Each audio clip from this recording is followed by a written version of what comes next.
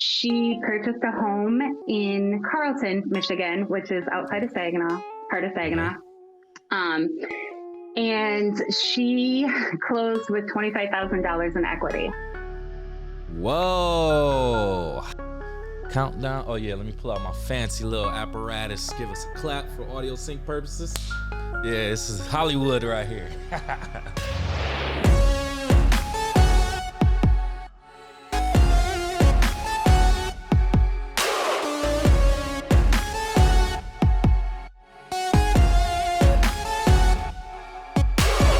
Welcome to the closing table. I am your host, Kevin C. McIntosh, and joining us on this episode, we love to have her here sharing her knowledge. We want to welcome Jaime Snapp. How are you, Jaime? I'm good. How are you? I'm doing just good. So happy to have you here. Thank you for accepting our invitation to be a guest on the closing table. We appreciate that. Want to acknowledge it. But we are here to talk about what's going on in real estate, specifically in your market. We want you to educate us. But I want us to start off with an introduction to you as a person, Jaime. So in 60 seconds or less, can you tell us who you are outside of real estate? Who I am outside of real estate, I am the fun aunt. I have 17 nieces and nephews. So, whoa. Yeah. All right. I love that. Okay, so you stay busy. I bet that keeps you young also. Oh, yeah. Okay, nice. Okay, so let's talk about your real estate business a little bit. I want you to kind of describe it for us threefold. One, talk about how long you've been licensed. Well, how would you describe your niche or specialty? And what are some of your notable achievements? Excellent. So my real estate career. Okay, so I started real estate. I'm in my fourth year. I have certifications in negotiation as well as short sales and foreclosures. But what I'm really, really good at is helping first-time home buyers, especially small families. Interesting. Yeah. I'm currently working on getting into commercial real estate a little bit more, but real estate, residential real estate is more of my specialty. As far as my niche, it definitely is small families, single parent homes, things of that nature. Our current market, it was really, really hot for a while, but once school starts, everything slows down a little bit, but everything in the Midland, Michigan area is still pretty high in demand. Great. And that's a great segue too, because I want to segue into you talking about your market directly. So I want you to describe your market for us. And this is a twofold question. One, describe it geographically. Give as much details as possible, attractions, notable landmarks, things to do. Then get into some of the economics in regards to what's going on statistically with real estate there. Okay, so in where my office is in Midland, you are right in the heart of the city. I'm right outside of downtown Midland. So you have a little bit of higher end city life, but for the most part, it's very rural on the outside of the city of Midland. So you get a lot of farmland and things of that nature as well. Talking acreage and pole barns, baby. Yep. And we're by the way, for our audience, we're talking to Michigan, Midland, Michigan, by the way. But with that being said, I think I recently had talked about this, that outside of Detroit, Grand Rapids, Ann Arbor, Kalamazoo, for the most part, that's what you'll see. A lot of rural lands, a lot of, farmlands and things of that nature. So it's not a surprise that we have agents like yourself that are servicing those areas. Right. Right. You have any information statistic-wise in regards to real estate, average price, days on the market? Are you seeing those type of things shift? So right now, our average days on market is at about 14. So you're looking about 2 weeks. So it's slowing down a little bit. And I'm sorry, what was the other part? The average price. Yep. Price point. Yep. Average price point's about $250,000. Oh, that's not too bad. That's not too bad at all, actually. Yeah. So I've actually been hearing, Michigan, let me just say this in regards to Michigan. It seems to still be one of those states where you're getting relatively affordable homes compared to other states, other markets, and things of that nature. Now, obviously, Absolutely. $250,000 isn't cheap by any, but compared to homes that are going for 5, 6, 300, even 300 plus $100,000, it's something that you would want to basically, walk away with saying that you got a great deal. If you ask me, 250,000. So, interesting to Absolutely. hear that. Yeah. Okay, so you're basically in that what they call the Great Lakes Bay region. I want to talk about that because it has its own distinct charm. So can you share memories about a client who was particularly drawn to that area and what aspects of that region made them fall in love with it? Absolutely. So I had a relocation he was moving here from Colorado out of all states, and he Mm. absolutely avid fisherman. So he moved here to Michigan because of the lakes. And not only do we have the Great Lakes, but we have a ton of other natural lakes and rivers that are all excellent fishing. So he's an outdoorsman. He came here for a business trip with Dow and ended up transferring to the Midland location for Dow from Colorado and bought a really nice, decent property, a lot of acreage and access to his own lake. So Nice. Oh yeah. yeah. And Colorado, depending on the market exactly, but we spoke to some agents in Colorado. That's one of those markets where you can pay $600,000 for a home easily. So if you have equity in that home, you take that little equity, come to a place like Michigan, you'll be in a way better position. Way better position. Oh Yes, yeah. yes. He was a cash buyer. See, that's a perfect example. Yeah. Taking the equity that you have from a market like that and just putting it into a home where you can just own it outright at that point. Oh man, that's beautiful. That's the best way to do it. I know, right? That's nice. That's nice. So have you ever encountered a situation where a property had an unconventional feature or something that was initially a turn off to some of the people going to see it, but then you use your expertise and perspective to switch it and have people actually see the beauty in it? Yeah. So like I said, there's a lot of like farm type situations out this way. And one of the properties that I've sold has had it's not there anymore. It was a really old barn. It definitely either needed to be completely rebuilt or just demolished, right? Well, I'm not sure if you're aware of this, but sometimes the cost of demolishing a building is a little bit more than building it. Yeah. So it was a hindrance, even though they fell in love with the actual farmhouse. Had like wraparound porch, long driveway, right? So they're like, I love this house, but I don't want to take care of that. Well, one of the things you can do in negotiations when you're falling under contract is work out a way to divide that cost amongst both the buyer and the seller, or coming up with a compromise that's equally great for both of them. So it's a win-win-win all the way around, right? Yeah. No. See, and I'm familiar with a few areas that have these old rundown barns. Like literally right down the street from us, on my way home, I see the same one, like roof caved in, a giant hole. Like it's not even a fourth wall there. But it's there. If I'm not mistaken, someone just bought a property right behind it. But it's interesting to see what people choose to do with that type of property.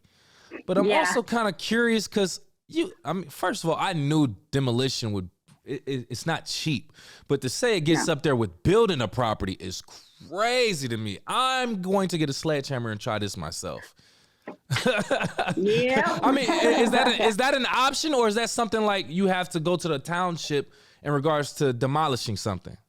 It depends on the township, but for the most part, you can do it yourself. But 100%, you need to check with your local township board and see what they have to say about it. Because a lot of times, if you're in these farming communities, you need to get a permit to even demolish it yourself. New knowledge that we're learning. Yeah. Love that. Thank you for sharing that. So that's interesting though, but they got rid of the barn, negotiating with the seller nonetheless. Yep. Beautiful. Everybody wins at the end. So I saw that you were a speaker at an event recently. It's called Buyer Breakdown earlier this year.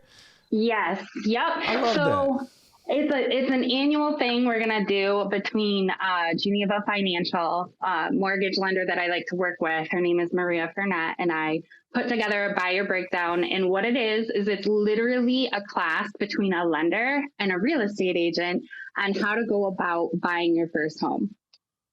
Huh. Interesting. Interesting. Yeah. Well, can you talk about some of the key points that you made as a speaker there, and were you able to see some of the effects of the event on some of the attendees by any chance? Absolutely. So one of the things that we break down is how, especially in today's market, strategy plays a really big part in buying your first home smartly, and Right. not overpaying or getting into bids and bidding wars and stuff like that. So one of the things that I stress is there's three things that come to mind when you purchase a home, right? Price, location, and condition. Those are Mm-hmm. the three things you think about. Um, you need to prioritize those ahead of time before you even start looking at a house. Okay, so after you talk to the lender and you get a pre-approval, you need to start thinking about, okay, what's the most important thing to me? Is it price? Is it location? Or is it the condition of the home? And then you prioritize the other two based off Mm-hmm. whatever one you pick, right? Um, One of the attendees actually just closed last month with me, first time home buyer, single mom. She purchased a home in Carlton, Michigan, which is outside of Saginaw, part of Okay. Saginaw. Um, and she closed with $25,000 in equity. Whoa! How do you do that, Jamie? What? Strategy, Good job. strategy. Mm-hmm. It's Ooh. all about your strategy. You have to figure out what is most important to you. And if it's price point, that's totally cool. But then you have to pick, okay, what's number two, condition or Mm-hmm. location? Mm-hmm. So one of the And, easiest ways is to not worry about location so much.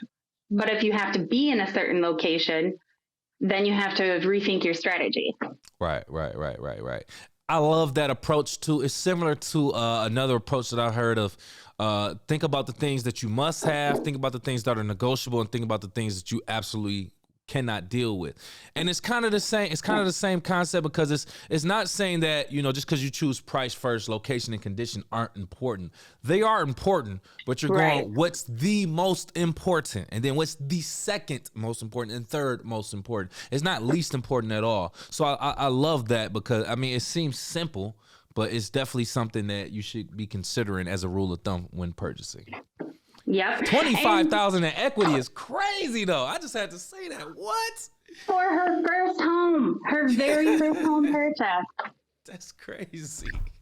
That's crazy. Good job. Good job. Thank you. On the flip side, you also look at those things when you're listing a home and you're Mm-hmm. coming up with a listing strategy because Mm-hmm.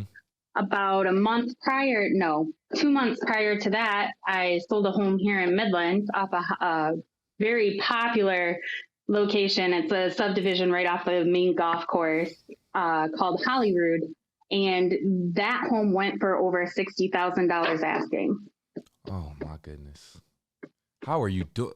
You know what? Let me stop asking. Strategy. It's You all sound about just. strategy. I was just about to It ask, is how are you doing this? Good. Hey, great strategy. strategy. Great strategy that you have apparently. Okay, I gotta applaud you on that. Great job. What about an instance where you worked with a home buyer who had a strong desire to integrate technology? A lot of people are having smart devices, smart locks, and things of that nature. Like, how did you kind of assist them in finding a property that aligned with their technological aspirations? Excellent question. I'm super happy you asked this, by the way. One of the main things that I like to do, especially if the home that they're interested in is like in a very popular location, subdivision, everybody wants in these popular subdivisions, right? Mm-hmm. Mm-hmm. But not everything about the home is listed in the MLS, right? Not every single detail can be listed in there. So one of the first things I do if my buyer is interested in these homes is I call the listing agent and I have a conversation with him or her. And I say, tell me more about this property. My client is the one in particular that I'm thinking of, he was really interested in a strong security system, as well as being able to run his thermostat, his locks, and everything else from his cell phone. He could even turn on and off his car with his cell phone. It was kind of neat. He's really into tech. Okay. And so I would call and I would say, okay, so my client's interested in the home. We're going to come see it, but I got to ask, do they have a security system set up?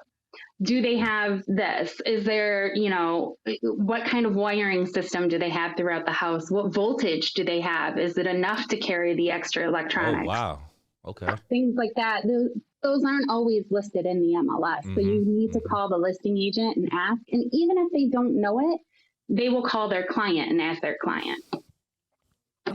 Interesting. Never thought about things like that go into that process of making that integration of homes with technology and things of that nature, knowing if there's an alarm system already. You went into the voltage, that type of thing. I would never think to ask something like that. Never think but that's great though. I'm so glad that you even had an experience like that for that question, because we are moving more towards people wanting to integrate Alexa, Google Home, like you said, the smart locks, the alarms, the Ring cameras. It's almost coming like automatic. Like if you have a home nowadays, you need a Ring camera just about. So I get it. That's something else that you have to learn about more often. Good. You're very thorough with your job, Jaime. I got to give you that, as you should be though. Yeah. So what about a situation? Not all transactions are smooth. So I'm sure you've been through a situation where a transaction had a setback, an obstacle that you had to get through in order to close. Can you talk about the obstacle that you had to overcome and how you overcame it and the lessons learned? Absolutely. The first one that comes to mind, oh man. So this is about 2 years ago now, when in the peak of that hot market, right? Multiple offers all the time. My client really wanted this house. It was very lovely. It had an in-law suite down in the basement, which was what they were specifically looking for. I've done a lot of multi-generational housing. And this one was perfect for them, right? It had a beautiful garden and greenhouse. It had this kids' playhouse built up in a tree with a slide to come down. So you climbed up the tree to get in it, and then you slid down the slide. Yeah, it was very beautiful, well-maintained yard. There was like 15 offers, and my clients win. We're sitting at the closing table, but the seller needed 60 days occupancy, which means they get to stay in the house for about 2 months after close, right?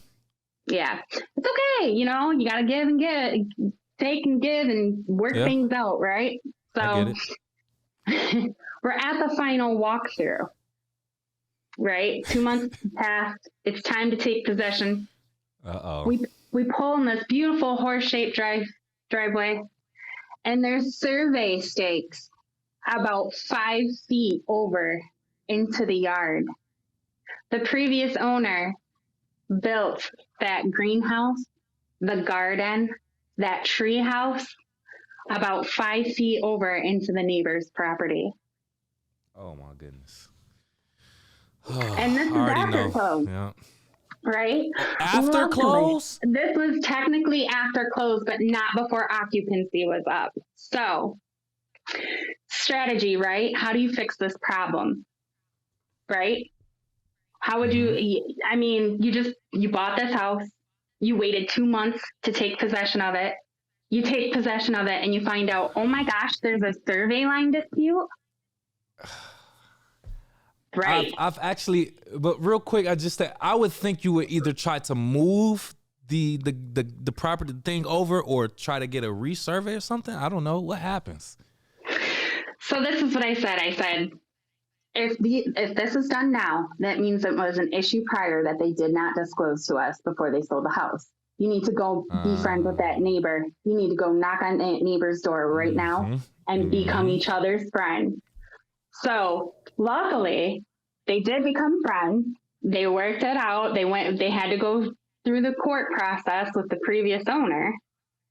but it all worked out. They joined sides, they worked it out together, and both the neighbor and my buyers ended up happy at the end. But it took about a year and a half to get the final result. Whoa. Oh my God. For a 5 foot difference, you say about a 5 foot difference in the property line, a year and a half to settle that. Yep.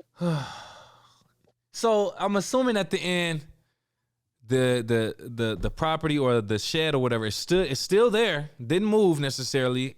What was did they just become happy with the neighbor just say it's okay? Like, was there a compensation, or are you able to go into that? Let's just say there was compensation on someone else's end that Okay. made both my buyer and the neighbor happy. That's funny. Yeah, that's funny. I already get it. Say less. Say no more. I get it. That's interesting. Yeah, you got. They're saying, I forgot what the document is. You're supposed to disclose all things that you know are wrong with the property or something that would be an issue with the property. What is that document again? The seller's disclosure. Seller's disclosure. Correct. Ooh, I thought of it as soon as you did. Exactly. And yeah, that's where you have that opportunity to do that. And if you don't, you end up having to possibly come out of some money. Yeah. Oh, that's so unfortunate. But you did your work. Good job. Good job, Jamie. That's funny. Hey, listen, check this out. I saw that you have previous experience working for Disney World, the happiest place on earth. Oh my goodness.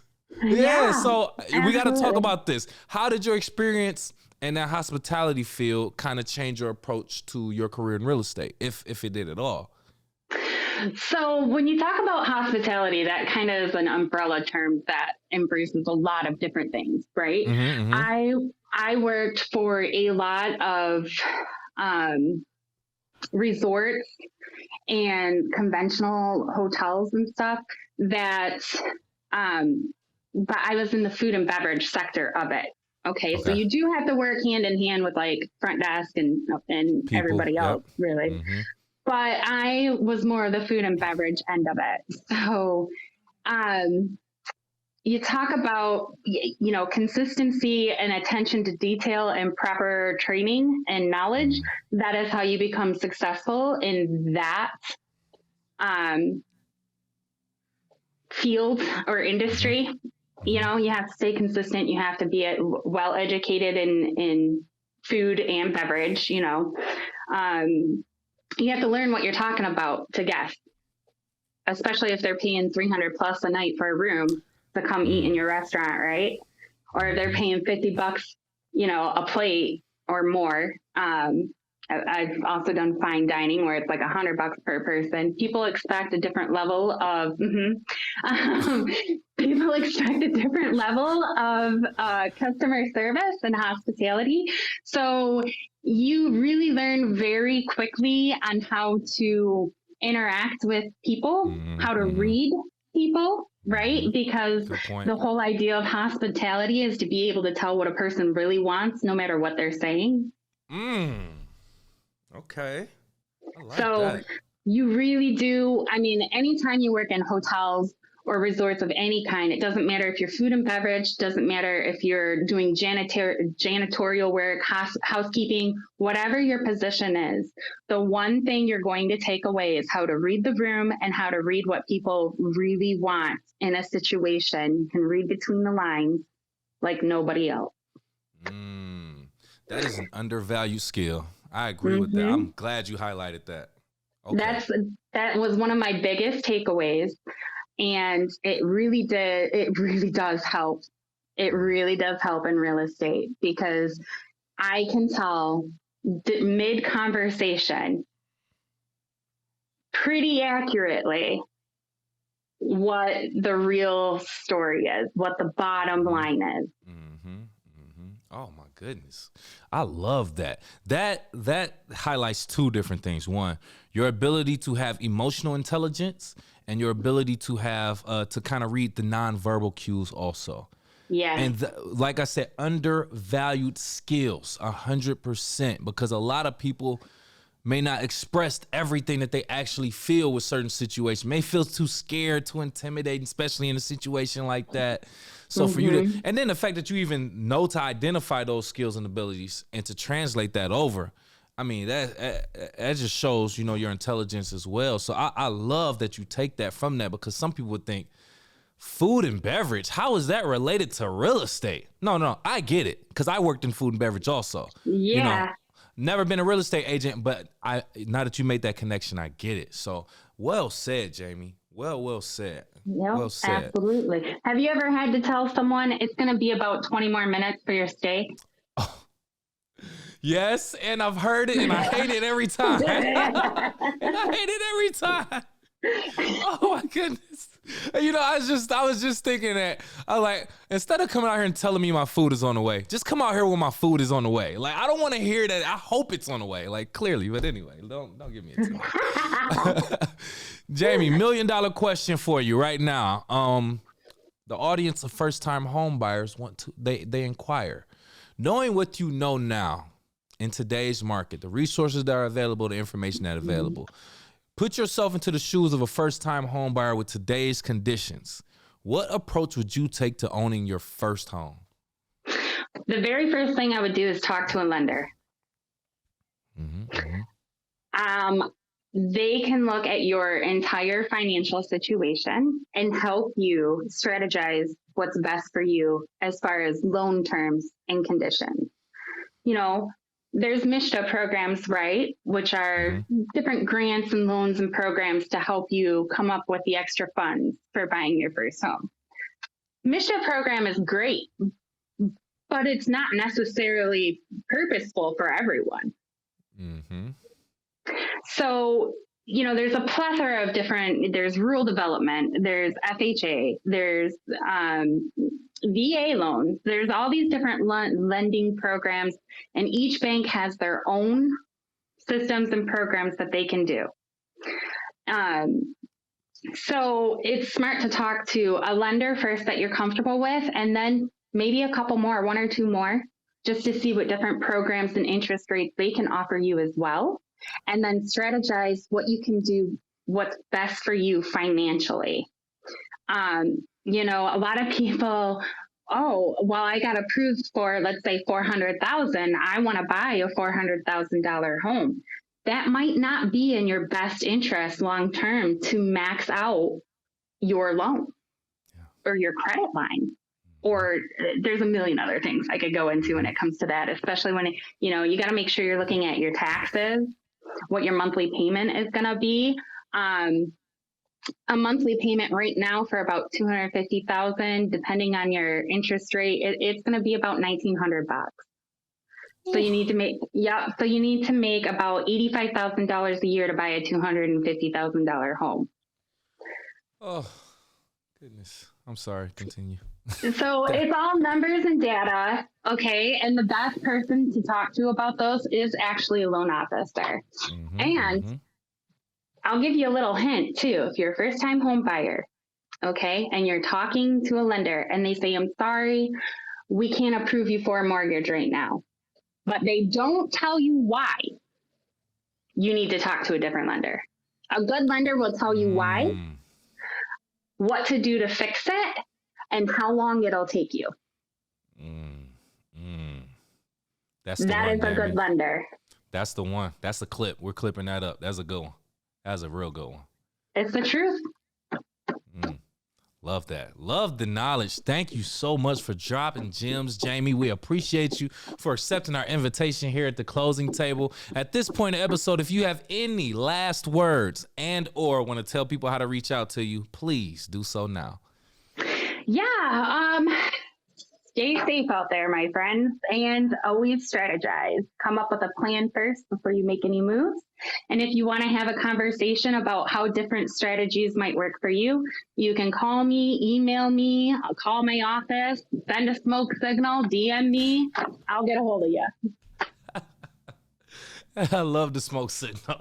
Thank you again, Jaime. We appreciate you so much. And for our YouTube audience watching right now, if you've gotten to this point in the video, do us both a favor and hit the like button, please and thank you. Make sure you also share the content and subscribe to our channel. And if you are listening on Apple, Spotify, or any other podcast platform, please do the same. Give us a like, a 5-star rating, and subscribe for our latest content. Jaime, on our way out the door, I like to leave our audience with a question to get their brains turning. So this is for you, audience. Have you ever attended a real estate seminar or event before buying a property? And what did you learn from that event that inspired you to take action? Don't tell us now. Leave it in the comments below. Besides that, we'll talk to you next time.